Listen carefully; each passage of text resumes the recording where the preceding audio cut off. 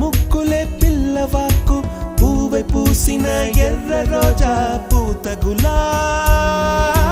పసిపాదం ఎర్రాని రూపం ఉడికే కోపం ఎర్రాని రూపం ఉడికే కోపం సంధ్యావర్ణ మంత్రాలు వింటే ఎర్రని పంట పాదమంటే కాంచనాల జిలుగు పచ్చ కొండ బంతి గోరంత